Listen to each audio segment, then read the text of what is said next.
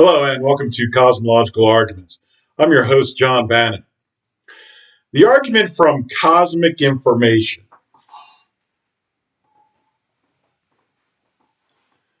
The argument from cosmic information proves the existence of God by demonstrating that the fixed amount of information in the universe is created by an enormously intelligent, uncaused, immaterial being we call God.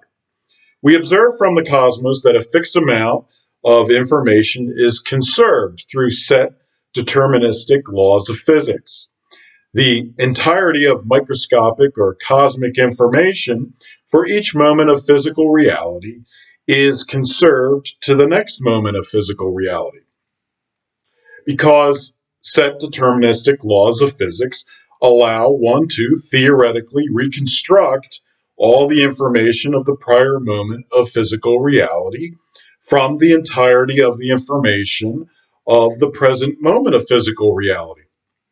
As a consequence of set deterministic laws of physics, cosmic information is neither created nor destroyed, but conserved in a fixed amount, even though that cosmic information can nonetheless change form.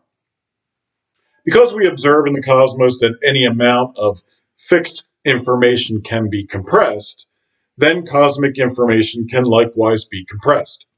Accordingly, cosmic information can change form through compression despite remaining a fixed amount of information. We also observe in the cosmos that the universe moves towards higher entropy under the second law of thermodynamics, and that a highly compressed state will expand towards a direction of lower compression if possible. We also observe that the universe is expanding. Therefore, cosmic information moves to a lower state of compression as the universe expands in the direction of lower compression. We also observe that the universe has no apparent barrier preventing its perpetual expansion. Therefore, there is no apparent barrier to perpetual decompression of cosmic information as the universe continues to expand indefinitely. Because there is no apparent barrier to the perpetual decompression of cosmic information, then there is no reason to believe the universe will ever undergo recompression of cosmic information absent the existence of a block universe or infinite block multiverse. However, the block universe and infinite block multiverse are not real, because neither is necessary for the conservation of cosmic information, which is accomplished instead through set deterministic laws of physics. Because cosmic information irreversibly moves to a state of less compression, then the cosmic information and hence universe must have been caused to exist in a state of highest compression from non-existence, because cosmic information cannot be compressed infinitely. Under the principle of variational complexity, the complexity of a thing itself bespeaks an origin derived from a complex range of possible variations. The great complexity of cosmic information itself bespeaks an origin derived from a complex range of possible variations. The cause of cosmic information must have knowledge of the cosmic information and the enormous complex range of possible variations of cosmic information in order to create the cosmic information in the universe. Intelligence requires knowledge of the possible. This cause of cosmic information, having knowledge of the enormous complex range of possible variations of cosmic information, must be enormously intelligent. This enormously intelligent cause of cosmic information must not be a physical reality, because it is illogical circular reasoning to assume the existence of physical reality in explaining the cause of the creation of physical reality. Because there is nothing else to make this immaterial cause from, then this immaterial cause of cosmic information must not be made, but rather uncaused. An uncaused thing must be singular, because an uncaused thing cannot be made of parts, else it would be caused by those parts. To admit to more than one uncaused thing would admit to a division by parts, meaning such things were caused by parts.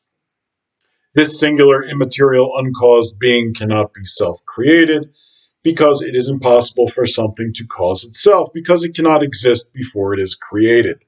We call this enormously intelligent, uncaused, immaterial cause of cosmic information in the universe, God.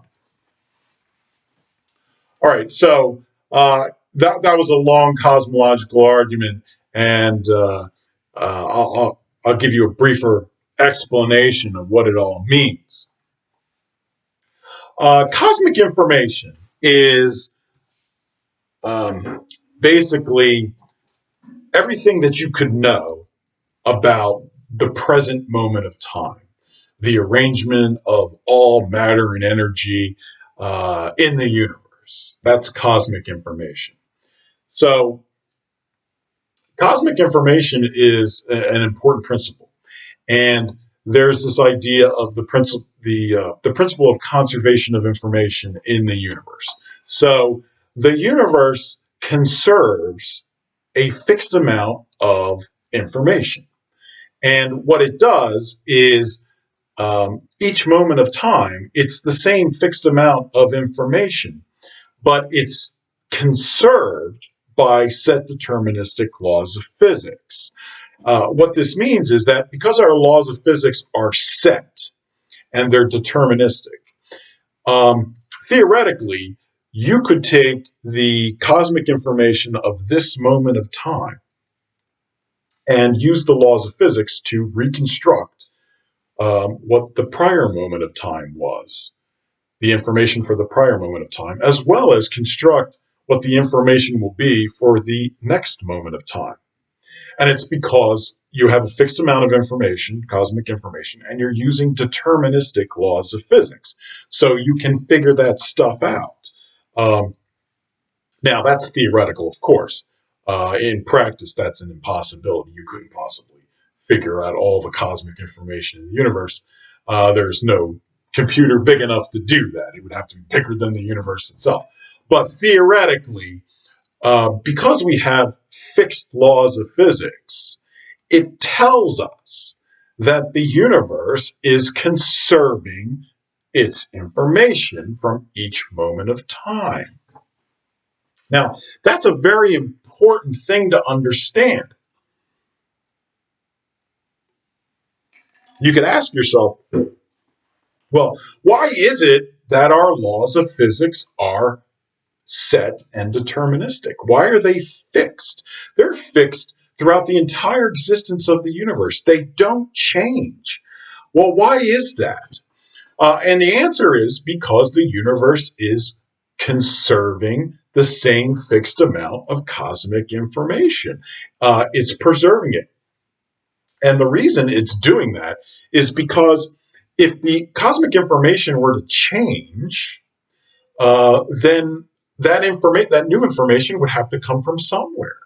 And since it can't come from nothing, then where would it come from? It can't come from anywhere, um, unless God were, of course, to create new information. But let's say He doesn't. So since it can't come from anywhere, then then the prior information has to be conserved because you can't get new information. So the fixed laws, the set deterministic laws of physics tell us very clearly that because you can't get something from nothing, the information in the universe can't change. However, it can't change in the sense that it can't be created or destroyed or added to. However, it can change form. And that's what happens in the universe. We're in a constant state of the change in the form of the same fixed cosmic information, which is conserved by the fixed laws of physics, the set laws of physics. So that's what's going on. And the implication of that is important. So you can ask yourself, well, why do we have set deterministic laws of physics? And the answer is because the universe is conserving a fixed amount of cosmic information. All right. So what else does that tell us? Well, it tells us that a block universe is redundant. It's not a real thing. The block universe is this metaphysical concept that the universe exists in a higher dimension where it has the shape roughly of a block, let's say.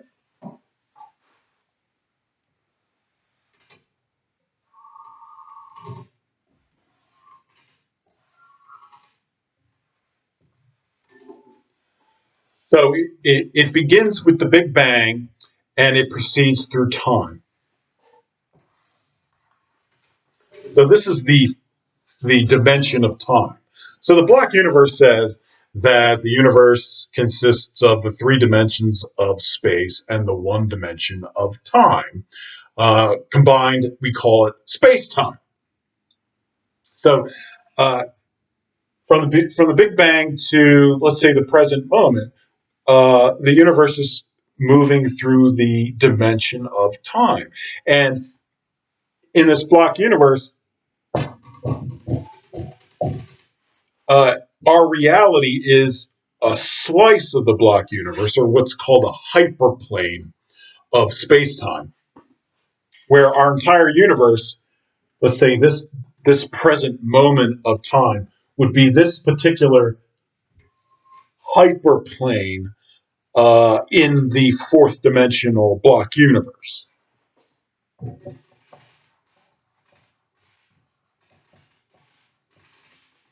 So this is a flat representation of a still moment of time. So if you could imagine the present moment as a still frame where nothing moves, uh, that's what this hyperplane would be. That still frame or still that still moment of the entire universe at one slice through the dimension of time, which is a hyperplane. So you have this metaphysical concept of the block universe. And the block universe is a really, really horrible metaphysical idea if you believe in God. So being able to get rid of this is really a victory for theists. And this argument, the argument from cosmic information, is one way to get rid of this block universe. And what it's saying is, well, because we have set deterministic laws of physics which conserve cosmic information, you don't need a block universe to conserve cosmic information. You see, each slice, each hyperplane would be a conservation of cosmic information. Essentially, you're conserving every moment in time in this fourth dimensional block universe. But if you have set laws of physics, and the principle of conservation of information. You don't need this block universe to conserve cosmic information. You just need set deterministic laws of physics.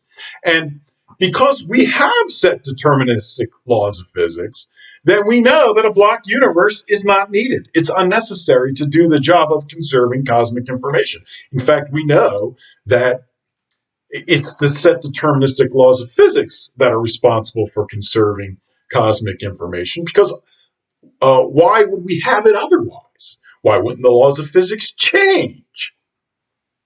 They would. There's nothing about a block universe that prevents laws of physics from changing from slice to slice or arbitrarily at any point in the block itself. So the simple fact that our deterministic set laws of physics do not change tells us quite clearly that the universe is relying on the laws of physics to conserve cosmic information, and it is not relying on a block universe. This is redundant. That proves that the block universe is not real. It's not a real thing. It's a metaphysical concept, but it's not real. And the problem with the block universe, as far as a belief in God goes, is the block universe can essentially substitute for God for an atheist or non-believer. They'll just say that it's just this block universe that exists and it explains all physical reality, and the block universe just is. So you don't need a creator. Um, it's very problematic for believers in God. But the good news is it's not a real thing. It's never actually been proven to exist. A lot of people don't know that. I'll do a video explaining the black universe and uh, how there really is no scientific evidence proving it exists.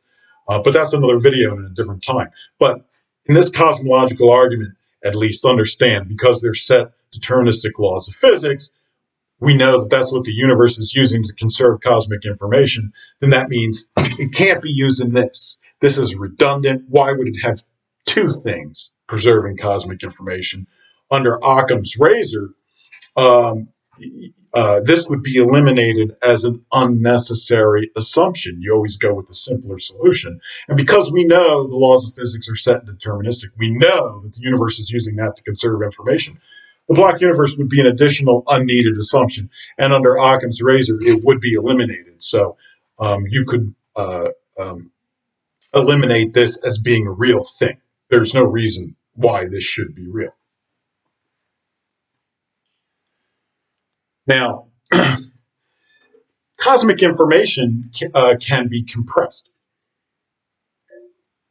We know that information can be compressed. I mean, anybody who's compressed a computer file online and turned it into a zip file knows that information can be compressed. So, what's going on in the universe at the Big Bang? Well, at the Big Bang, what you're getting is you're getting the highest compression of cosmic information, and over time, through the existence of the universe, that information decompresses. It's the same information. It's a fixed amount of information, but it decompresses. And why does it decompress? Because when you think about the Big Bang, you got the Big Bang here,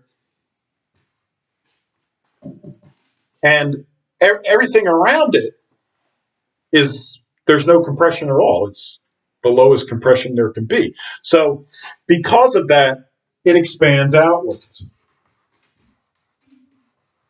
So if you're the highly compressed expanded singularity in Big Bang cosmology, what direction are you going to decompress it? Well, obviously, you're going to decompress it in these directions.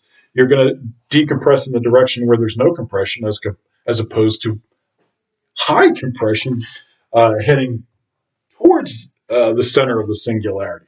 So this is the reason the Big Bang singularity expands, and this is the reason space and space time has been expanding ever since the first appearance of the Big Bang, and there is nothing preventing it from continuing to expand indefinitely. There's no barrier stopping the expansion of the universe. There's no force that's pushing it back into a compressed state. So there's no reason to believe that the universe would not continue to decompress perpetually. Now, compression itself, you can't have infinite compression in the universe because eventually you make things as small as you possibly can. You eventually run into the Planck scale or the Planck units, where any greater compression in a smaller size would be meaningless. You wouldn't be able to make heads or tails of that information. So you can't compress infinitely. As far as decompressing forever, who knows? I tend to think it'll eventually stop. But the point is that there's nothing the universe is decompressing and expanding, and there's nothing in its way to stop that from happening perpetually. So there's no reason to think it will ever recompress into a high compression state of information, such as some sort of cyclical universe that goes into a big crunch and then does a big bang. So, so the question is, well, okay, you have this highly compressed state of cosmic information. Something's got to cause it. Where did it come from? It can't cause itself. To cause yourself, you'd have to exist before you existed to cause yourself. So that can't be the case. That's illogical. So it has to be an immaterial being that's responsible for the creation of cosmic information. And that immaterial being also has to be responsible for um, perpetuating the expansion of that cosmic information through time. So there's your proof of God right there. So basically, this argument tells you black universe isn't real, and the highly compressed state of cosmic information, which started with the Big Bang singularity, can't cause itself. Something has to cause it. That thing is God. The expansion of cosmic information is in line with the second law of thermodynamics, which says that the universe will continue to move to a state of higher entropy or higher disorder. And that's true. That's a law of physics. And this decompression of cosmic information over time aligns with the second law of thermodynamics quite nicely.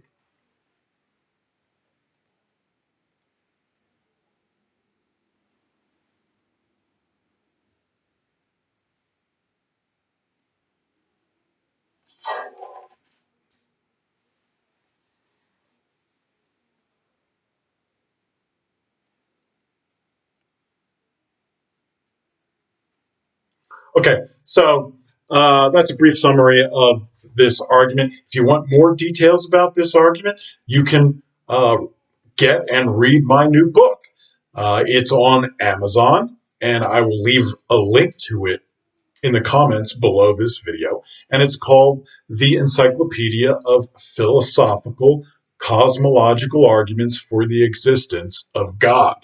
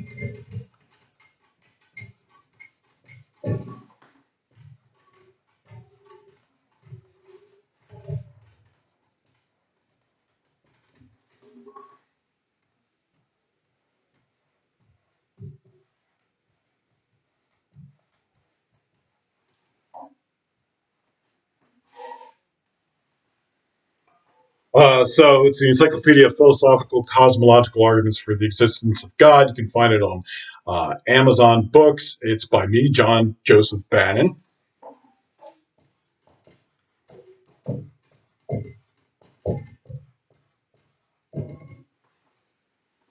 And in that encyclopedia, I list all the cosmological arguments and an explanation of them. And I also have a lot of interesting philosophy in there, too, that you'll find entertaining.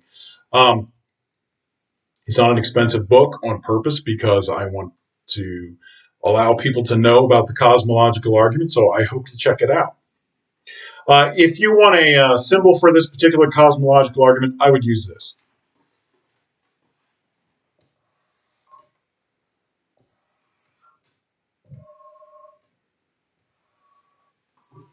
So that's a book, which represents information.